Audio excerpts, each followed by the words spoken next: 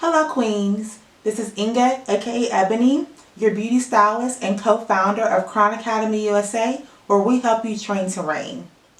In this video, I'm going to be talking about the magic, the beauty, and the multiple uses of translucent powders.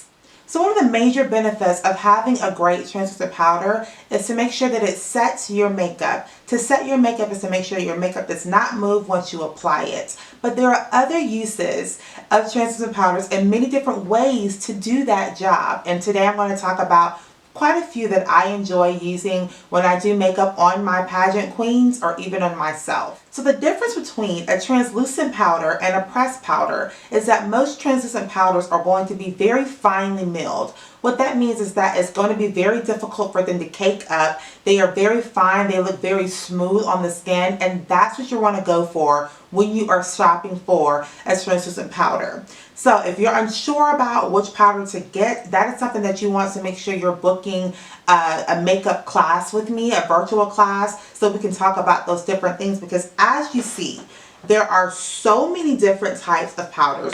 We're going to talk about a few here, but in our virtual workshops, we talk about all different types, and we make sure that you get the right one just for you. To start off, the first thing I like to do when I use my translucent powder is I like to apply a thin layer of powder underneath my foundation. So after I've prepped my skin, I've done all the cleaning, I've actually moisturized and done everything, put my primers on, I like to set my face before I put my foundation on. What this is going to do is going to create a concrete barrier between your skin and that foundation. It's going to make your foundation last so much longer and go on so much better.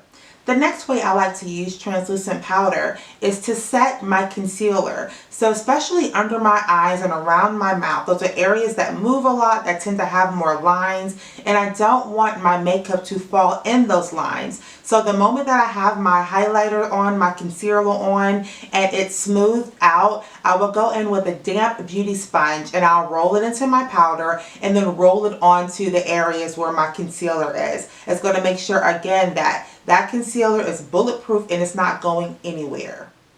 The next way I like to use my translucent powder is at the very end once my face is completely done, and I love the way everything looks. There are no lines, everything is sitting exactly where I want it to be, and I want it to stay that way for hours to come. I will take my translucent powder, I will take a powder puff and I'll roll it into the powder. I'll make sure that I get the powder to be even across the puff, and I will puff it all over my face. So at first it's going to look a little crazy, but what you're going to do is you're going to grab a nice big fluffy brush and you're going to dust off the excess powder. Once you've done that, you will see that your makeup is set perfectly. It's very smooth, it's beautiful, and it's going to last and stay that way for a very, very long time.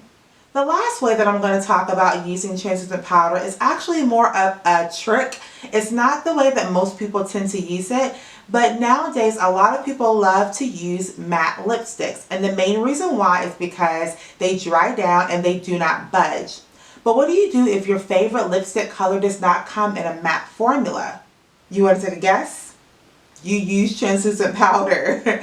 So what you're going to do is you're going to apply that lips color however way you need to apply it. If it's a satin color, if it's a cream lipstick, whatever. You want to apply it exactly the way you want it. Again, make sure that it looks the way you want it to look, because when you do this trick, that lipstick is not going to go anywhere. Then you're going to take a puff, a brush, a cotton swab, anything that you can pick up that powder with. Pick it up on that item, and then you're going to puff it all over your lips. Once you've done that, you'll dust off the excess with the powder, and boom, you have a matte lipstick.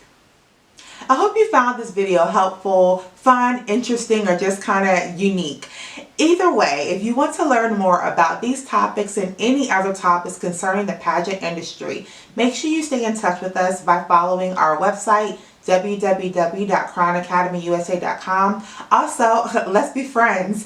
Join us on Facebook and Instagram. Follow us there so we can keep in touch with you. And then we will soon be uploading videos to YouTube. This one will be on YouTube very soon if it's not there already. It's also really important to follow us on social media, because there we're always posting our classes so you can see what workshops are coming up next. And then of course, you'll go to our website or to our Facebook to book those sessions with us or those workshops with us. We have one coming up very soon. I hope to see you at that workshop. If we don't see you there, make sure we see you at an appointment so that we can get you ready, trained to reign, so you can go capture that crown.